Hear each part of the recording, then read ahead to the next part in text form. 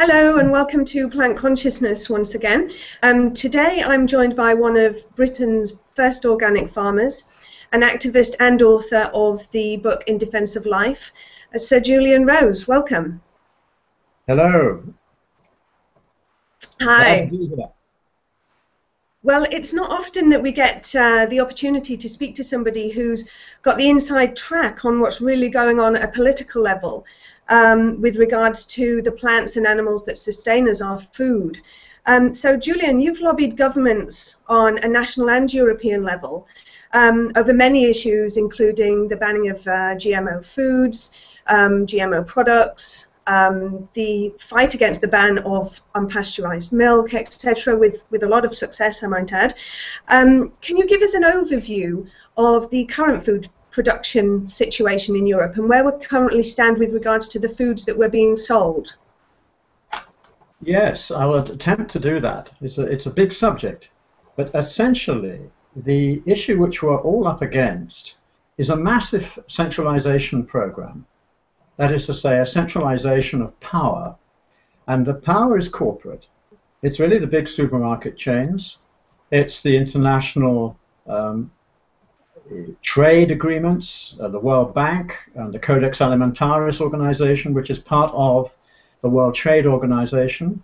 They set rules and regulations which all favor very large-scale industry, which means essentially that once it gets to the European Union, a lot of pressure is put on the European Commission and even the European Parliament to pass regulations that are not in the public interest, but are in the interest of corporate profit. Hence you get ever larger farms, ever more farm animals pushed onto those farms. For instance, in England there was an attempt to get a farm of 8,000 cows, milking cows, in one place, which I'm very glad to say was defeated. But that sort of pressure is intense and continuing all over Western Europe and North America. And the supermarkets are always looking for the cheapest possible price for the mass-produced product. Consequently, the small farmer, the medium-sized farmer, who produces real food, the food that you and I want to eat, is under intensive pressure and whose survival is dependent almost entirely on consumer awareness. And that awareness will not be found on the mainstream media. It'll only be found on alternative media such as this. So the problem we've really got is that we've got to detune from the mainstream and search on the alternative in order to really find out what choices we still have available to us. So basically the large supermarkets have taken over the concept of organic food as well. We see organic labeled products in all the supermarkets and that are sold at much higher prices. So these large supermarkets, when they're labeled organic, is that the same as what we would find in a kind of a non-high street health food shop? That's a good question. Actually, on the whole, the answer is probably yes, but the exceptions will be things like farm shops, box schemes, local direct sale ventures by farmers, situations where you have to go even further than the fairly standard health food shop, because the standard health food shop is probably also buying from the global market. It's not interested in what's local, what's fresh, what's living. It's more in tune with the global market price, but there are exceptions, and you will find that people are more knowledgeable in those shops. And if you ask them, can you tell me where this product comes from? The reasonable chance that they'll be able to tell you and even advise you on the authenticity of that product, even the provenance of it to a degree. Whereas in the supermarket, if you ask someone, where does this product come from? 9 times out of 10, they haven't got the first idea. So actually, you have to get a little bit even closer to the ground to be able to find the genuine organic product. And there's no doubt about the fact that during the late 1990s and early 2000s, there was a big move by the organic movement to get itself into supermarkets, to get itself hooked into the global food chain, to make a splash, to get as many people as possible to buy organic food. It was a deliberate policy. Actually, I spoke against this policy because I didn't think it was in the interests of quality, of food quality. because after all, the work we did back then showed that the average distance traveled by a typical supermarket basket full of fresh and not fresh and processed food was 6,000 kilometers. When we looked into later on organic, we found it was even more. I think it was close to 8,000 kilometers. Now, you can't have a fresh product called organic, which has traveled 8,000 kilometers, probably taken 4 to 5 days to reach its destination, maybe been through 2 or 3 temperature changes in the process. That is no longer a nutritious, energy-full food. And that is where the split has occurred with the genuine organic product. Right, it's quite shocking news, really. And actually, in your book, In Defense of Life, you have written a very kind of strong and raw expose of these EU agricultural and food laws.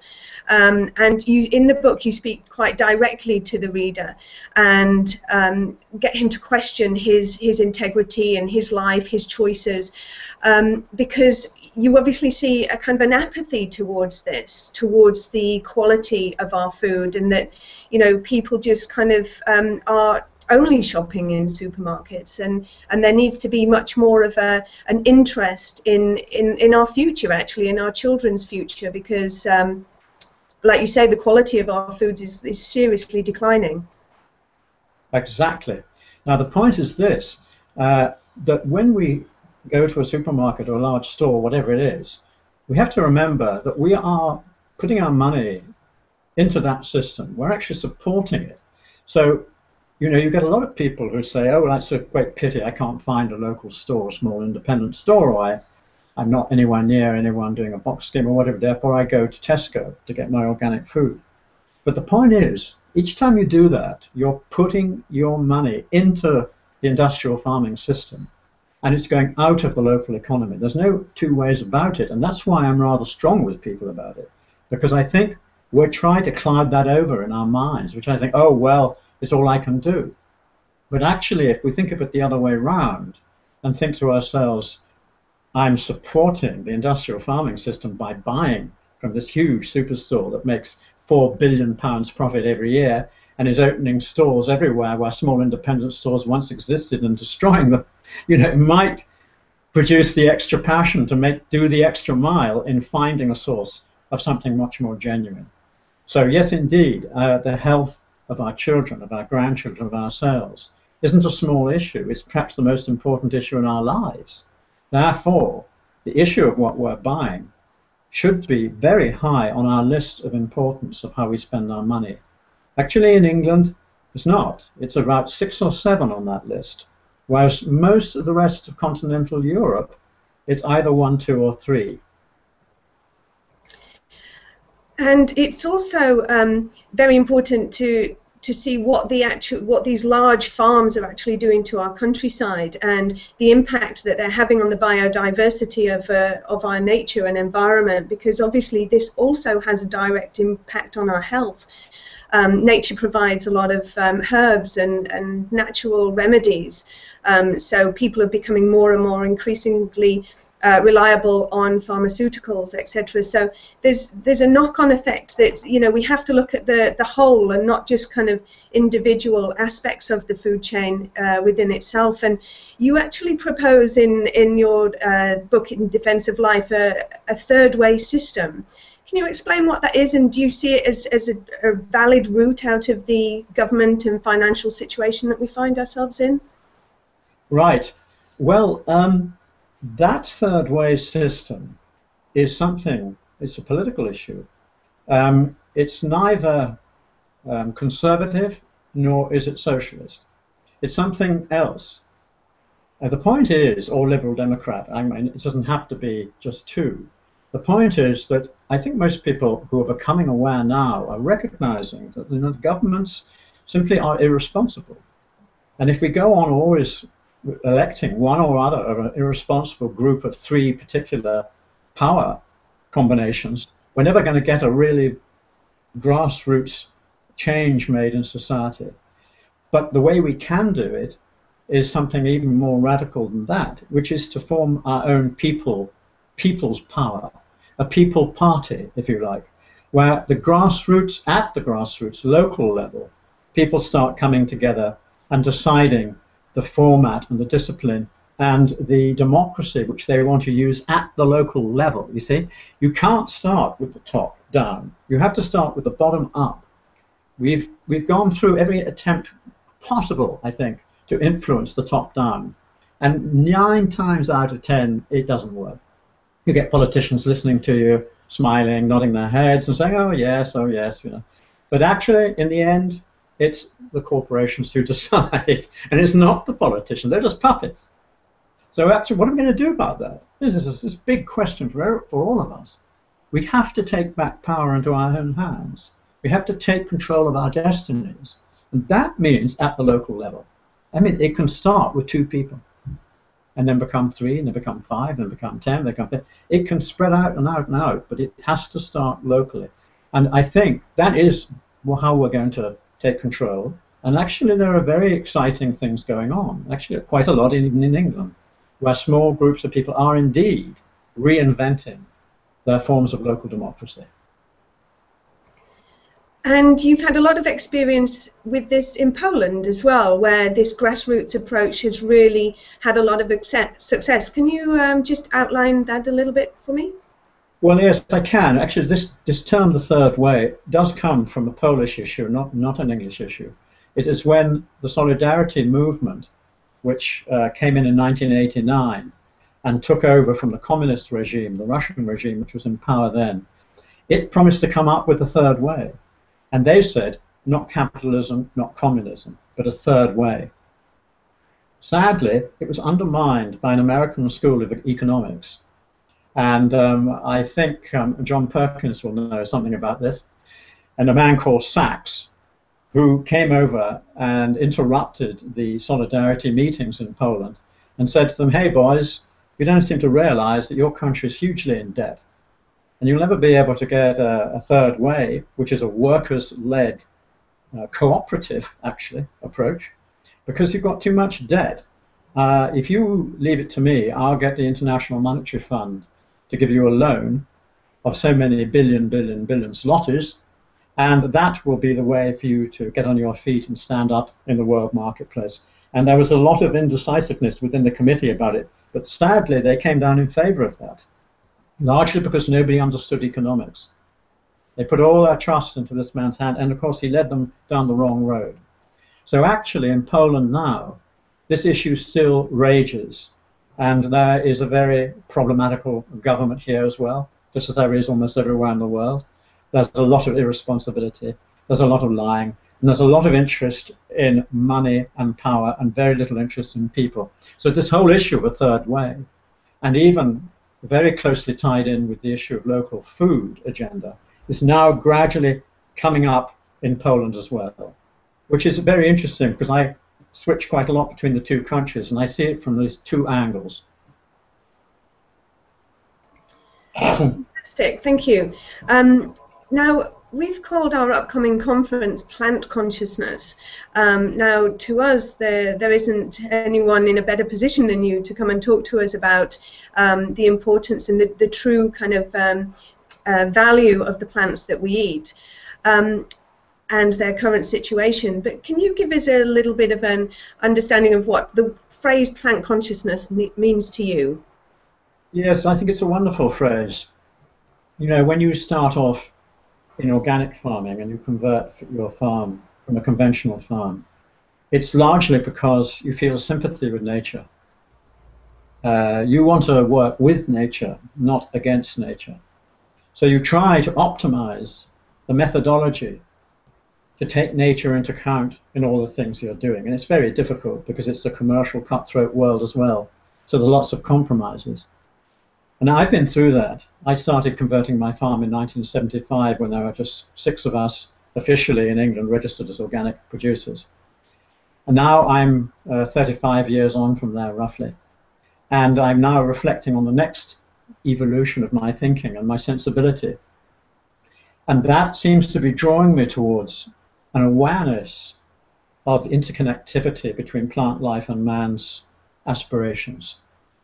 And how, if we're open enough, and if we listen enough, we can hear and we can talk more with nature and find out more of the inspiration that nature provides us with. And actually, in terms of plant life itself, specifically plant life, it has at least 3 different giving out to mankind, let's put it that way. There's the fact of the taste of food, very, very crucial factor. If you love something you taste, you go, ah, oh, and that already gives off a sort of demonstration of love, which goes off into the universe, no doubt, and goes back to the plant kingdom. And then there's the medicinal value if you're sick. Plants are healers. There's no doubt about it. In fact, naturopathic type medicines are now moving rapidly up the scale. More and more people are ditching the allopathic doctor, the ordinary GP, and looking for solutions in this field. And then there's the aroma of plants, the wonderful smell that they give off, and you get this, ah!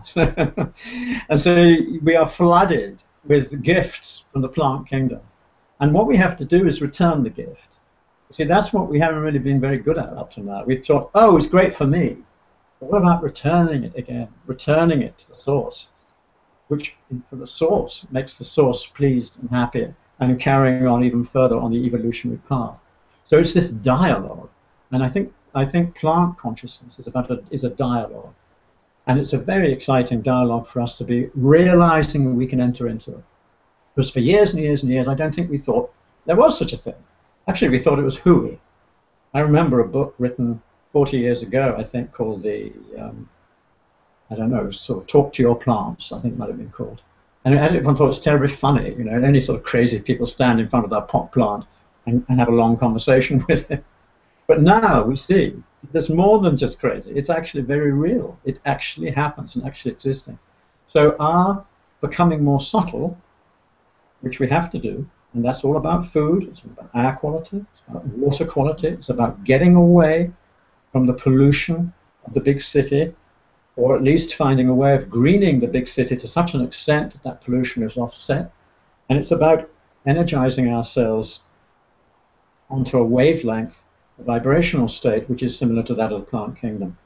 And I'm greatly looking forward to this experience of this conference, not only as a speaker, but as a listener to others. And I think everyone who comes will find it a most illuminating experience.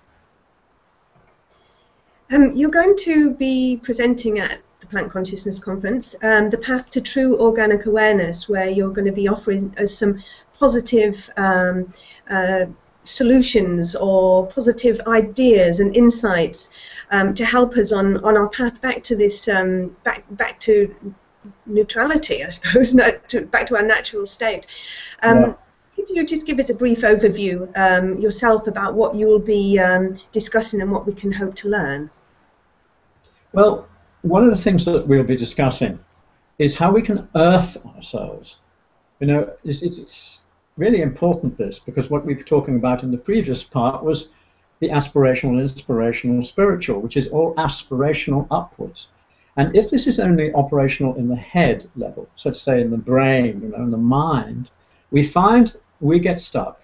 And in fact, we even get a little bit nervous because the reality under our feet isn't secure. So actually we have to do 2 things at once, and we'll be discussing that. It's how to aspire and how to also earth and be very much on the ground.